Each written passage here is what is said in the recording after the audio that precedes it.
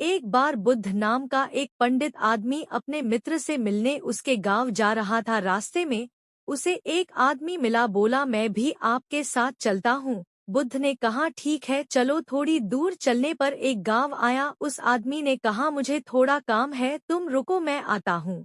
जैसे वह आदमी गया उस गांव में आग लग गई। उसके बाद वह आदमी वापस आ गया। फिर थोड़ी दूर चलने के बाद दूसरा गांव में पहुंचे। इस आदमी ने कहा, थोड़ा रुको मैं आता हूँ।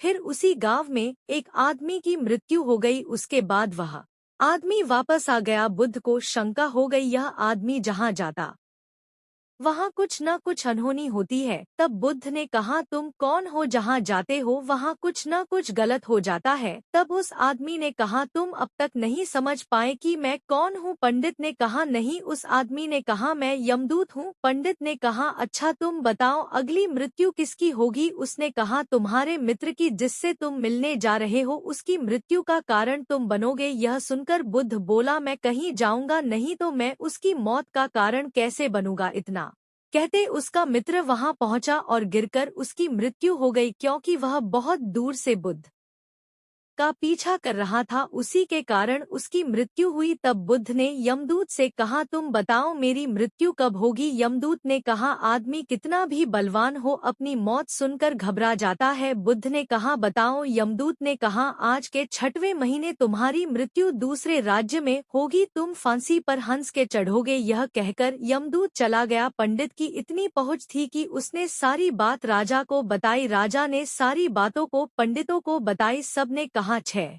महीने तक पंडित दूसरे राज्य न जाएं तो सब ठीक हो जाएगा। धीरे धीरे समय बीता। 6वें महीने पंडित सोया था।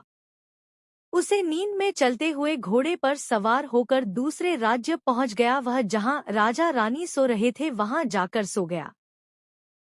राजा ने देखा कि यह मेरे और रानी के बीच में सो रहा है। तब पंडित ने सारी बात बताई। राजा का दोस्त उसे दूसरे राज्य का राजा उसका दोस्त था। पंडित की बात का उसने सही से पता लगवाया और पंडित सही बोल रहा था। तब उसने कहा, राजा ने कि मैं फांसी की घोषणा कर दी है, मेरी बात झूठ हो जाएगी। चलो इसको फांसी लगवा दी जाती है, लेकिन सूत की फांसी लगा दी जाएगी जिससे इसको कोई हानि नहीं होगी। किन भला होने को कौन टाल सकता है।